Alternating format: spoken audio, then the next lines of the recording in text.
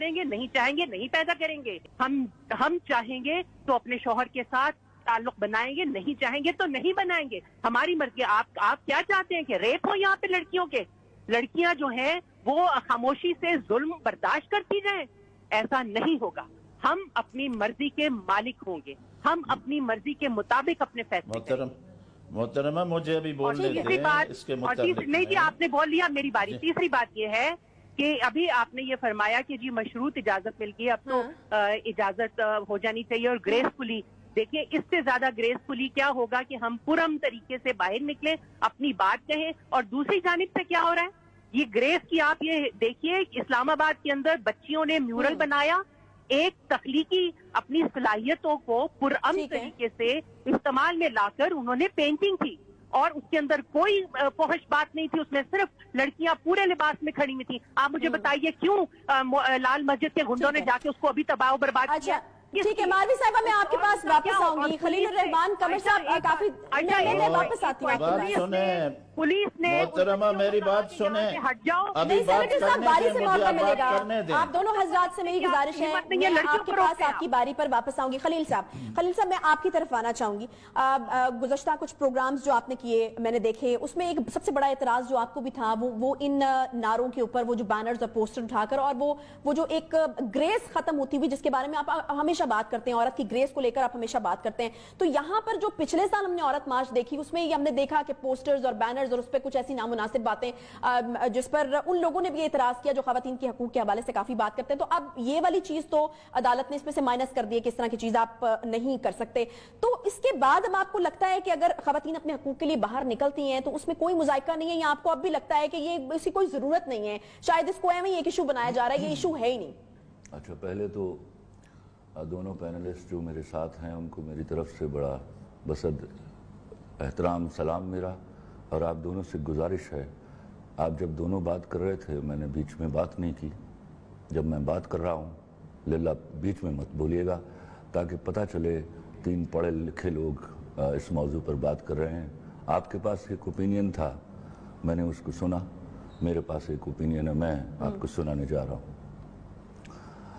سوال تو سب سے پہلے یہ ہے کہ عدالت نے اگر یہ منع کر دیا ہے کہ میرا جسم میری مرضی جیسے غلیظ اور گھٹیا نعرے کو منہا کر دیا جائے, تو میں اس کر و فرق کے ساتھ ماروی سرما صاحب کو بولتے ہوئے سنتا ہوں تو میرا کلیجہ ہلتا ہے. میں اس ملک کا باشندہ ہوں جہاں بیچ میں مت بولیے, چلیں آپ کو موقع دیجیے. ماروی صاحبہ بیچ میں مت بولو تم. ماروی صاحبہ تیرے جسم میں ہے کیا, تیرے جسم میں ہے کیا, اس پر مرضی چلاتا کون ہے؟ ماروی صاحبہ پلیز اپنا جسم دیکھو جا کے, آپ اپنی باری پہ بات کریں گے. Don't talk in between the lines. Decorum کا خیال رکھیں. تیرا جسم ہے کیا بی بی؟ بولنے دیں ان کو. تھوکتا نہیں ہے کوئی اس کا جسم آپ کے جسم پر, بے حیا عورت کا جسم پر کوئی تھوکتا نہیں ہے. میں آپ سے ریکویسٹ کروں گی ماروی صاحبہ اپنی باری پہ, میں آپ کے پاس واپس آؤں گی. Don't talk bloody nonsense, you know. You bloody shut up. Please دیکھیں یہ, You shut up.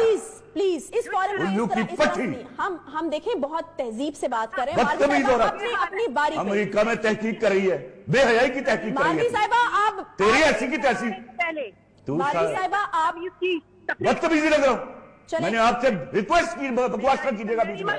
چلے خلیل صاحب, تیرا جسم ہے کیا, تھوکتا نہیں کوئی مرد اس کے اوپر, شکل دیکھ اپنی جا کے. خلیل صاحب دیکھیں, میں نے آپ سے سوال کیا, میں نے آپ سے ریکویسٹ کی, بصد احترام کہا, سلام کیا اور عرض کی کہ میں نے آپ کی باتیں پورے غور سے سنی, میری ایک بات سنی آپ نے, میں نے بڑے اور یہ مجھے تمیز کی تقریر کر رہا ہے. آپ میری ریکویسٹ مانیے, پلیز اپنی باری پہ بات کیجئے. کس گھٹیا عورت کو لیا آپ نے میرے ساتھ پینل میں؟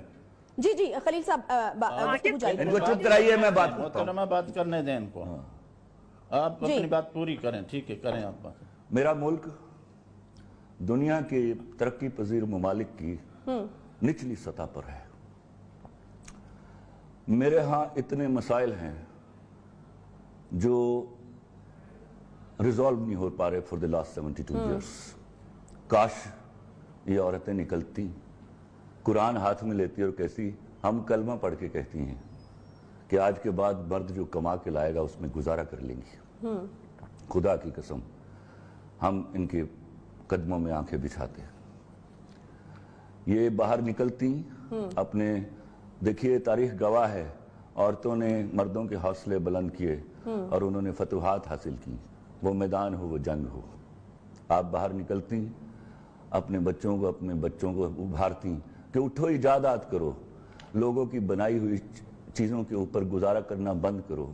بارڈ اکانومی, بارڈ کلچر, بارڈ اللہ معاف کرے فیشن, ان چیزوں سے نکل کر اپنی چیزوں پر پرائیڈ لو.